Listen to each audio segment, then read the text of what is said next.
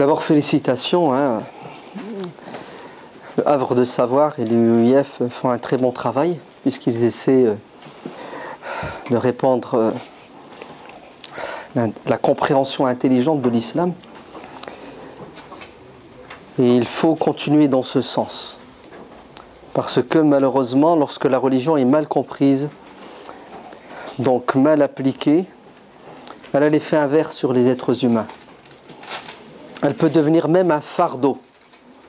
Le prophète sallallahu alayhi wa sallam dit: pénétrez dans cette religion avec sagesse, car celui qui veut aller trop vite, en portant plus qu'il ne faut, se fatiguera. C'est-à-dire, la religion, quand elle est mal interprétée, mal pratiquée, elle devient non pas source de bien-être, de bonheur, mais bien au contraire, une calamité pour l'individu qui adhérait à cette religion. Secondo, chapeau aussi pour cette jeunesse musulmane assoiffée de connaissances, qui à chaque fois qu'on l'invite pour participer à ce genre de séminaire, elle répond à l'invitation. Ça fait plaisir. C'est comme ça qu'on avance, Inch'Allah. Le prophète sallallahu alayhi wa sallam a dit: celui qui sort de chez lui avec l'intention d'apprendre sa religion, il est sur la voie qui mène au paradis. Donc vous êtes au paradis, restez au paradis, d'accord ? Ne soyez jamais rassasiés. Apprenez tant que vous le pouvez, parce que la science est synonyme de vie, de lumière. Ces deux choses étant dites, entrons dans le vif du sujet. Pour une compréhension intelligente de la sunna, ce qui sous-entend qu'il y a des compréhensions non intelligentes, oui ou non ? Ouais, par défaut. Est-ce qu'on peut comprendre la sunna de manière, excusez-moi, mais je vais être clair, net et direct, bête et stupide? Mais bien entendu, tout à fait. Pourquoi? Parce que le prophète lui-même, sallallahu alayhi wa sallam, dit dans un hadith: Rubba hamili fiqhin laysa bifaqih. Il y a des gens qui ont appris par cœur des textes, alors que ce soit le Coran ou la Sunna, mais qui n'ont pas les outils pour pouvoir accéder à la compréhension intelligente du texte. En fait, il ne suffit pas de mémoriser et de connaître. Il faut comprendre. Et pour comprendre, ça nécessite quoi? Ça nécessite un certain niveau intellectuel, mais des outils. Rubba hamili fiqhin. Donc il y a des gens qui ont emmagasiné un savoir. On dira aujourd'hui, il y a des gens qui lisent. Vous savez, ils ont chez eux des livres de hadith, qui les lisent. Très bien, chapeau, bravo. On peut dire que la personne a déjà fait un pas. Mais malheureusement, ils n'ont pas les lunettes pour lire et comprendre comme il se doit. Alors, ils se plantent, ils se trompent, ils s'égarent. Au nom de quoi? Au nom de la religion, au nom de la sunna. C'est terrible quand même, que la personne pense détenir la vérité, et en vérité, cette pseudo-vérité l'égare. Et elle va direct dans un mur, parce que elle ne sait pas.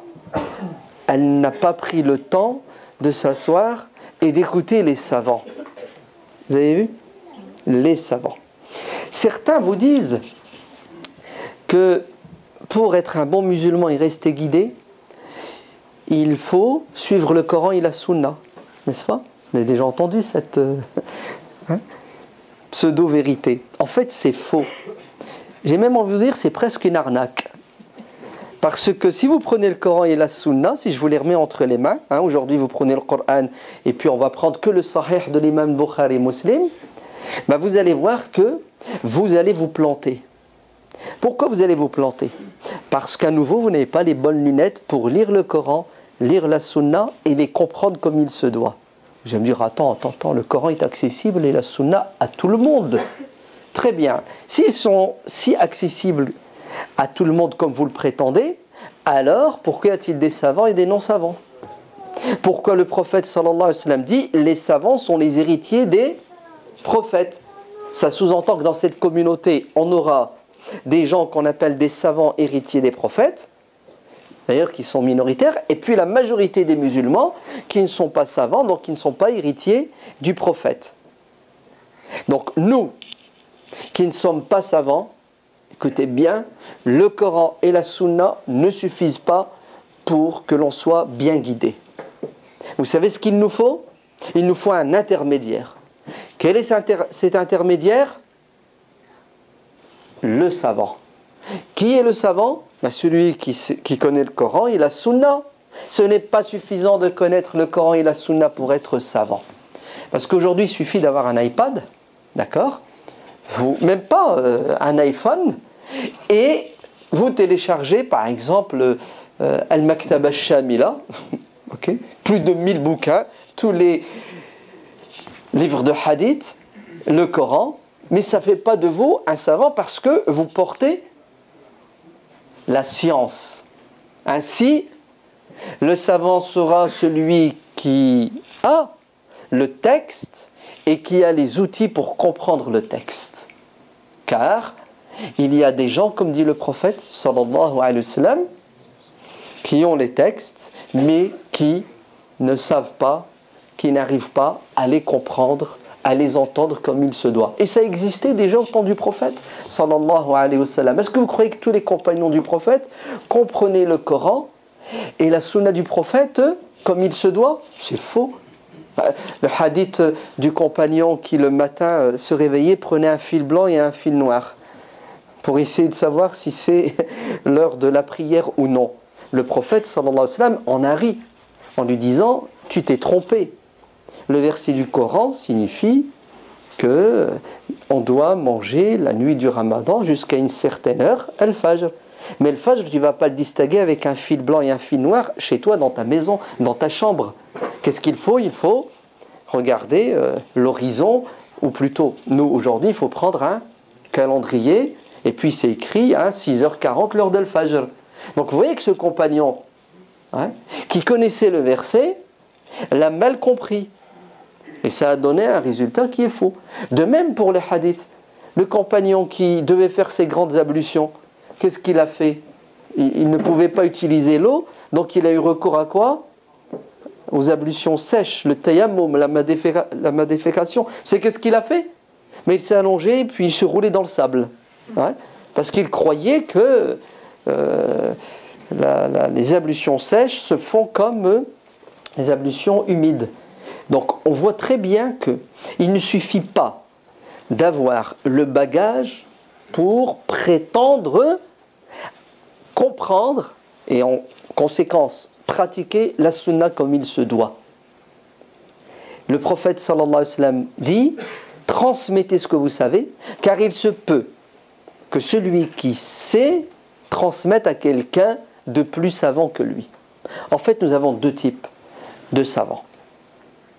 Nous avons des savants qui mémorisent les textes, mais ils n'ont pas le recul intellectuel nécessaire pour les analyser comme il se doit.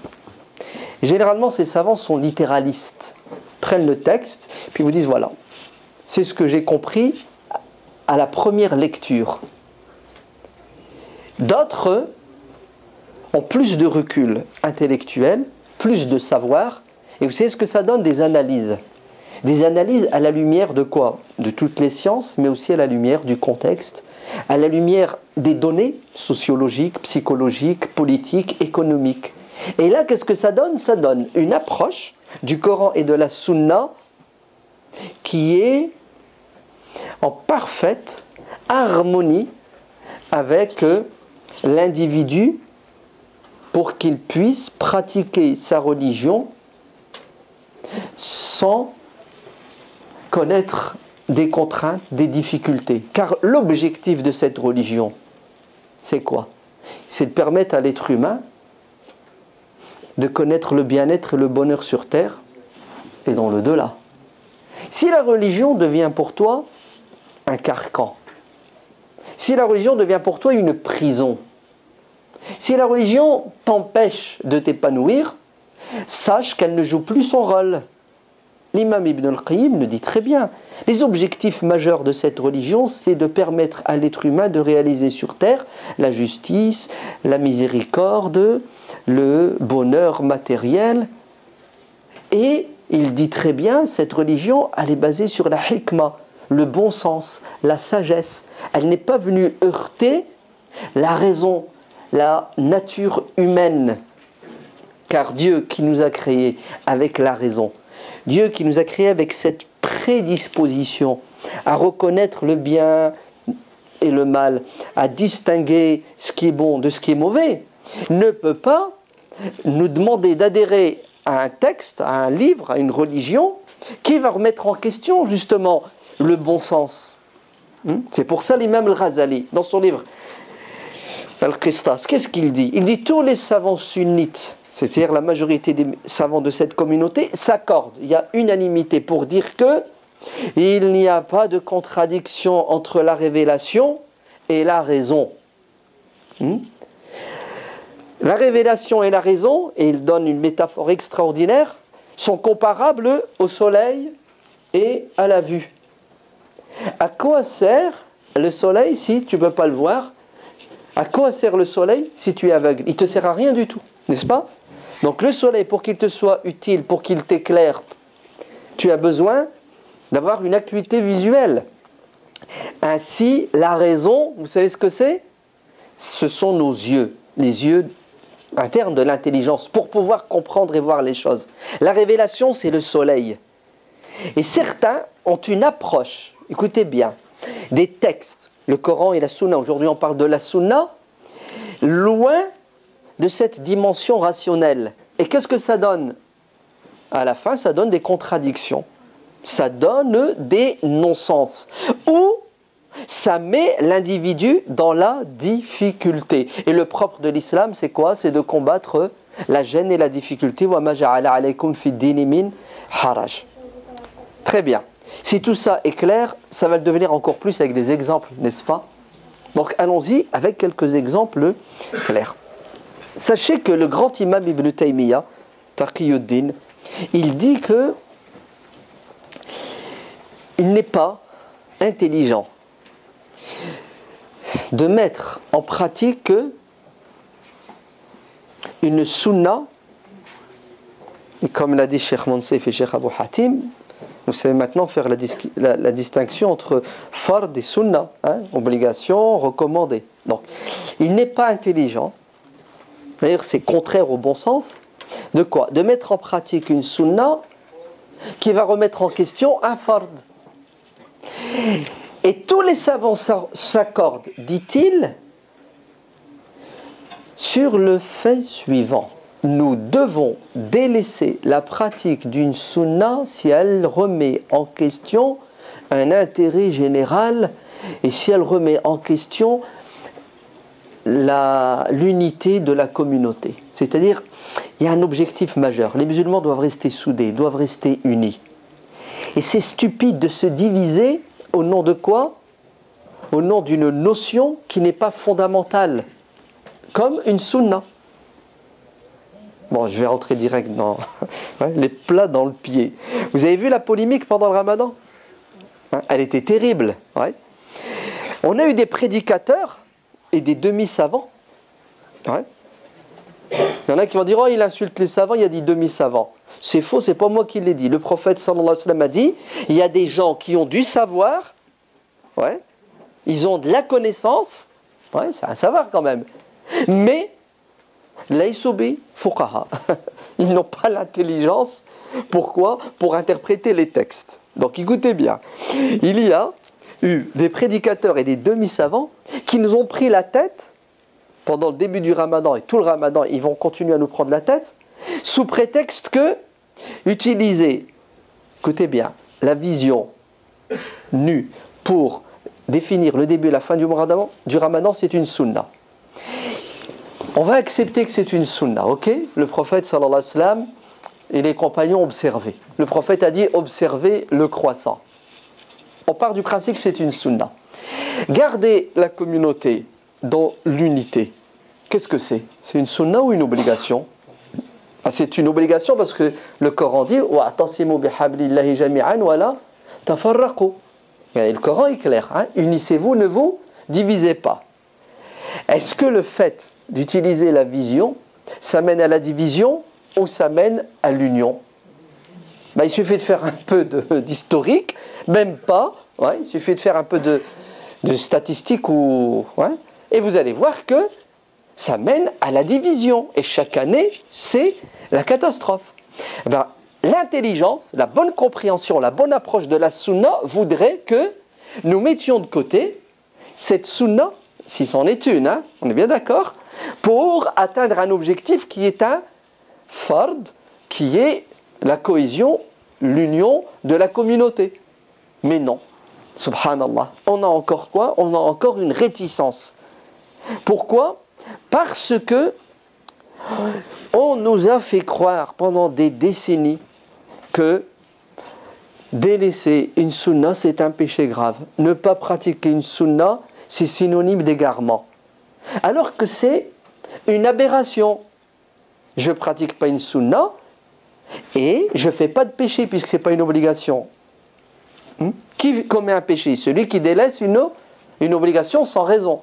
Mais celui qui délaisse une sunna ne commet pas de péché. Donc vous vous rendez compte? À force de quoi? De nous rabâcher que la sunna c'est important, on a fini par croire que la sunna a le rang de l'obligation, et celui qui revivifie une sunna, on dirait qu'il a revivifié la religion tout entière, ce qui est faux en soi. Si l'imam Ibn Taymiyyah était présent aujourd'hui, vous savez ce qu'il dirait? Délaissez cette sunna parce que regardez les conséquences. Et c'est exactement ce que dit l'imam Ibn Abd al-Barr, le grand savant malikite au-dessus mujtahid maghrébin. Vous savez ce qu'il dit?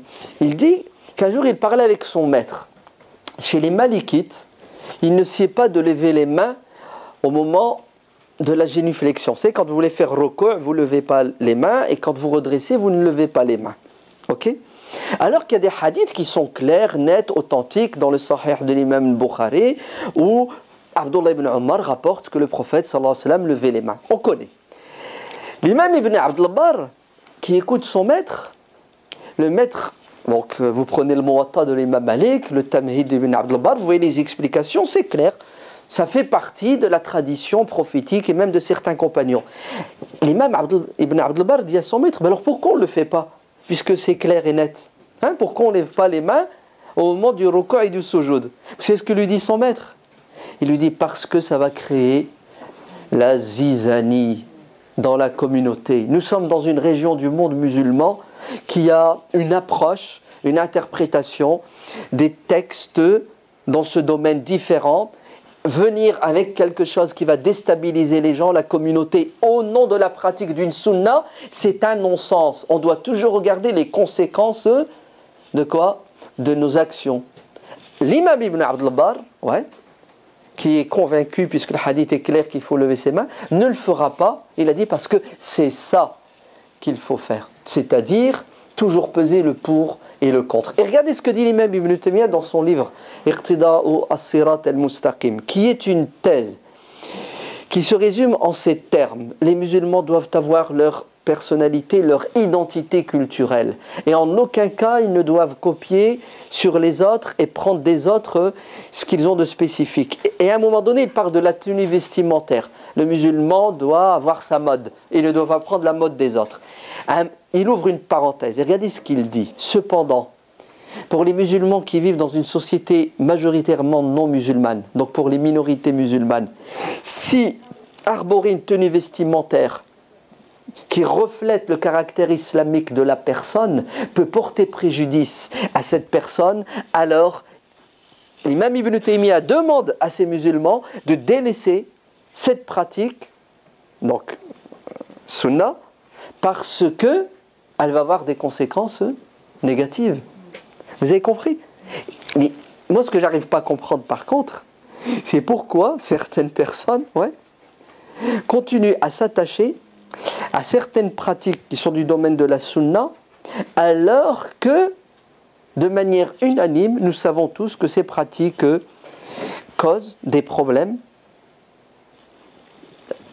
pas à l'individu, mais à l'ensemble de la communauté. Vous entendez? Pourquoi? parce que soit c'est un excès de zèle, soit c'est un excès d'amour. Au nom de l'amour du prophète, sallallahu alayhi wa sallam, on devient aveugle, si bien qu'on pratique la sunna du prophète d'une manière qui est contraire à quoi? À l'enseignement du prophète. Car notre prophète, sallallahu alayhi wa sallam, était intelligent. Vous le savez, ça. Et d'ailleurs, il nous dit « Al-mu'minu kayyisun fantin ». Le croyant doit être intelligent et éveillé. C'est ça. C'est pas un bourrin. C'est pas quelqu'un qui fait et puis qui calcule pas les conséquences. La preuve, le prophète, sallallahu alayhi wa sallam, après la prise de la Mecque, il dit à son épouse Aïcha, radiyallahu anha, c'est parce que je crains les réactions de ces nouveaux convertis, les Mécois qui viennent à peine de se convertir. Ouais. Je crains leurs réactions. Le prophète craint quoi? Il craint que si jamais il détruit la Kaaba, il la reconstruit selon les plans initiaux du prophète Ibrahim alayhi salam. La Kaaba, comme elle est maintenant, elle n'est pas, elle ne respecte pas les plans, d'accord? Il faudrait la détruire et la refaire sous forme d'un rectangle. Le prophète est conscient que les Quraysh ont construite plus petite. Elle avait 2 portes, à même le sol. Donc le prophète, sallallahu alayhi wa sallam, dit « Ya Aïcha, si ce n'était le fait que ton peuple vient à peine de se convertir à l'islam, je détruirai la Kaaba et je la reconstruirai conformément aux plans initiaux du prophète Ibrahim. Mais, comme moi prophète, je dois tenir compte de la réaction de ces nouveaux convertis qui vont être choqués si jamais je détruis la Kaaba. Parce que malheureusement, ils sont encore attachés plus qu'il ne faut à leur histoire, à leurs coutumes, à leur passé. Alors, qu'est-ce que je vais faire? Je vais abandonner la reconstruction de la Kaaba parce que ce n'est pas le moment. Vous entendez l'intelligence? Le prophète délèche une chose pour éviter pire. Voilà, ça c'est une pratique intelligente de la sunna. D'autres vous diront non, le prophète sallallahu alayhi wa sallam a dit, le prophète a fait, donc il faut. Déjà c'est un non-sens et les conséquences ne nous importent pas. Ouais. Et là, on est obligé de dire à ces gens-là, vous ne pratiquez pas la sunna. Votre approche, interprétation, compréhension de la sunna est contraire à la logique, au bon sens, et contraire aux évidences de cette religion. Et regardez le hadith que rapporte l'imam al-Bukhari. L'imam al-Bukhari dit dans son Sahih que le prophète sallallahu alayhi wa sallam a dit « Celui qui voyage seul est un diable. » Vous entendez? Et si vous voyagez à 2, vous faites accompagner d'un ami, de votre frère, vous êtes 2 diables. C'est pire. Ok? En fait, c'est la même chose. Vous êtes toujours dans quoi? Dans l'illicéité. Et si vous voyagez à 3, là, vous devenez des voyageurs corrects. Ok? Ar-rakbu shaitan, etc. Comment vous comprenez ce hadith? Est-ce que moi, en tant qu'homme, lorsque je me déplace, je dois me faire accompagner de 2 personnes obligatoirement pour que mon voyage soit conforme à la sunna, puisque le prophète l'a dit? Vous êtes bien d'accord qu'il n'y a aucun musulman qui pense comme ça? Et si même vous le pensiez, est-ce que vous pratiqueriez cette injonction prophétique? Non? Levez la main, ceux qui sont prêts. Hein? Ça coûte cher. Donc Khaled, il a vite fait les calculs, les billets d'avion. Ouais. Imaginez-vous, vous devez aller à la Mecque, ouais, en tant qu'homme. Ok? Donc il faut au minimum y aller à 3. Ouais. Donc ça fait 3 billets d'avion au lieu d'un. Ouais. Et le comble, c'est quoi? C'est que pour revenir, il faut encore être à 3. Ouais. On sait très bien que il n'y a aucun savant qui a compris le hadith de cette manière. Sauf le littéraliste. Mais même le littéraliste a des limites dans son littéralisme. Quand ça touche le porte-monnaie généralement. Là, il fait attention. Mais c'est un non-sens, vous entendez, que de prendre les choses à la lettre et ne pas regarder l'objectif et le sens. Très bien. La compréhension intelligente de la sunna nous pousse à 1. Nous référer à nos savants. Ne jamais, écoutez bien, écouter quelqu'un qui n'est pas expert en la matière. Et malheureusement aujourd'hui, tout le monde s'est autoproclamé imam, prédicateur, savant, et ça fait des dégâts. Vous entendez? Et dites-moi d'ailleurs, si le Coran et la Sunna étaient si accessibles à tout le monde comme certains le prétendent, pourquoi alors nos savants ont fait couler des tonnes et des tonnes d'encre pour les interpréter, ces textes? Hein? Certains te disent, non, vous philosophez trop, vous utilisez la raison à outrance pour comprendre la Sunna. Très bien. L'imam Ibn Hajar al-Asqalani, quand il a expliqué son Sahih al-Bukhari en plus de 20 ans, il nous a laissé plus de 24 volumes, des milliers de pages. Quel est l'outil qu'il a utilisé pour interpréter la Sunna? C'est bien la raison, oui ou non? L'intelligence. S'il n'y avait rien à expliquer, s'il n'y avait rien à comprendre, si tout était si clair, il suffit d'avoir le texte et de le mettre en pratique, alors l'imam Ibn Hajar al-Asqalani a perdu son temps et nous fait perdre notre temps à nous, puisqu'il nous est demandé d'étudier ce qu'il a écrit. Non. Wallah, c'est du simplisme que de faire croire que il suffit de prendre les hadiths, de les lire et de les mettre en pratique. C'est faux. D'ailleurs, même les compagnons du prophète n'ont pas fait ça. Même les compagnons du prophète avaient une approche critique de ce bagage qui s'appelle la sunna. Si bien qu'ils n'étaient pas tous d'accord, sur les hadiths, certains reconnaissaient certains hadiths, d'autres ne les reconnaissaient pas, et une fois qu'ils les avaient, ils les interprétaient. Notre mère Aïcha, radiyallahu anha, qui n'est pas n'importe qui parmi les compagnons, puisqu'elle fait partie des 7 grands compagnons jurisconsultes. Aïcha, radiyallahu anha, discutait les hadiths. Elle allait même jusqu'à dire, le prophète n'a jamais dit ce que tu prétends, toi, Abu Huraira, ou toi, Abdullah ibn Omar, qui sont eux-mêmes des compagnons. Au nom de quoi? Au nom de sa compréhension de la sunna. Elle disait, non, c'est faux, le prophète n'a pas dit ça. Le prophète ne peut pas avoir dit ce que tu dis. Soit tu as mal écouté ou tu as mal compris. Voilà ce que le prophète sallallahu alayhi wa sallam faisait. Donc vous êtes bien d'accord que Aïcha, elle est dans une posture critique, oui ou non, ici, de ce corpus qui s'appelle la sunna. Parce que certains vous disent, regardez, ils sont contre la sunna, ils discutent la sunna, ils rejettent des hadiths. Si discuter un hadith, parce qu'on essaie de le comprendre, si dire que ce hadith est en contradiction avec un autre, ou avec un verset du Coran, avec un fondement de l'islam, cela ne veut pas dire qu'on discute le prophète sallallahu alayhi wa sallam et qu'on rejette le prophète. Non, cela veut dire que le texte qui nous a été transmis est un texte qui doit être soumis à la critique, qui doit être soumis à la compréhension. Et dès que l'humain intervient dans le divin, c'est-à-dire le Coran et la Sunna, automatiquement le résultat est le suivant, la divergence. Vous entendez? La divergence. Parce que toi tu vas comprendre d'une manière, lui va comprendre d'une autre manière. C'est-à-dire toi, pas toi, hein, le savant, d'accord, le cheikh. Mais ou non, c'est pour ça que nous avons des écoles de fiqh. Je vous croyais que l'imam Malik n'était pas soucieux de pratiquer la sunna. L'imam Malik n'aimait pas le prophète sallallahu alayhi wa sallam, ou l'imam Abu Hanifa ou l'imam Shafi'i. Ce sont eux nos pieux prédécesseurs. Sachez que l'imam Malik, son livre, le Muwatta, il ne l'a pas écrit en une soirée. Son livre, il a mis toute sa vie pour l'écrire. Et nous avons plusieurs versions du Muwatta. Des versions plus importantes, des versions moins importantes. Pourquoi? Parce que durant toute sa vie, l'imam Malik n'a fait que tamiser le Muwatta. Vous savez ce que ça veut dire, tamiser? Ça veut dire qu'il a retiré des hadiths. Et il a mis sous silence des hadiths. Ça veut dire qu'il a, écoutez bien, critiqué le corpus de Sunna en acceptant des hadiths, en rejetant des hadiths, parce qu'il a des règles, des outils d'approche, d'interprétation de la Sunna. Donc la Sunna, ce n'est pas noir ou blanc. Vous savez c'est quoi la Sunna? Ce sont des textes qui nous ont été transmis. Et je ne reviens pas sur le côté technique.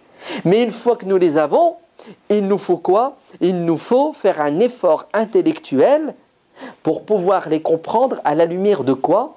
À la lumière du Coran. Attention, attention. Le Coran reste là, référence. La sunna est venue pour expliciter le Coran. La sunna est venue pour donner plus de clarté à certains versets. Parce qu'il y a certains qui vous disent « Ah non, non, non, il faut pratiquer la sunna. » Oui, mais pratiquons d'abord le Coran. Ou plutôt, pratiquons les deux en même temps. Ouais.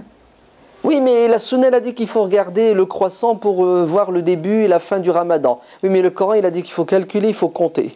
Le Coran il a dit il faut quoi? Il faut observer les astres. Le Coran a dit qu'il y a des sunan, il y a des lois universelles qui sont immuables. Vous entendez? Donc, je me base sur le Coran. La sunna elle a dit quoi? Elle a dit qu'au temps du prophète sallallahu alayhi wa sallam, il n'avait pas le niveau nécessaire et requis pour pouvoir justement définir le début et la fin du mois de Ramadan en utilisant l'astronomie, les calculs mathématiques, mais ça reste que le Coran nous dit que nous devons avoir une approche scientifique de ce phénomène qui est la rotation de la Lune. Donc pourquoi rester sur un moyen et on oublie l'essentiel qui est l'objectif à atteindre? Donc, compréhension de la sunna à la lumière du Coran. Compréhension de la sunna aussi à la lumière du contexte. Parce que le prophète, sallallahu alayhi wa sallam, avait plusieurs casquettes. Plusieurs turbans, pardon. Ouais. Et ça, il faut le savoir. Certains pensent et croient que tout ce que le prophète a dit ou fait, approuvé, c'est du domaine du religieux. Non, parfois le prophète agissait en tant qu'être humain, en tant que chef de l'État, en tant que juge, en tant que chef militaire. Très bien. Comment distinguer ce qui est du domaine du religieux? Comment distinguer de ce qui est du domaine du profane? Vous avez vu? C'est un peu plus compliqué. Non. En fait, pour nous savants, ce n'est pas compliqué. Le problème, ce sont nous, les profanes, ce sont nous qui n'avons pas cette maîtrise des sciences dites de la religion, qui, malheureusement, faisons croire que c'est noir ou blanc. Donc, si jamais tu cherches à comprendre, tu discutes, on te dit attention, c'est une épée de Damoclès. Je vous assure qu'il y a une épée de Damoclès qui pèse sur nos têtes, qui voudrait nous faire croire que nous devons être des moutons de Panurge, suivre aveuglement, sans avoir un esprit critique. On me dit que je dois m'arrêter, c'est très bien. Il faut respecter la sunna, c'est ça? Parce que le prophète aimait l'ordre. Je m'arrête. Que Dieu nous donne la lumière et la science.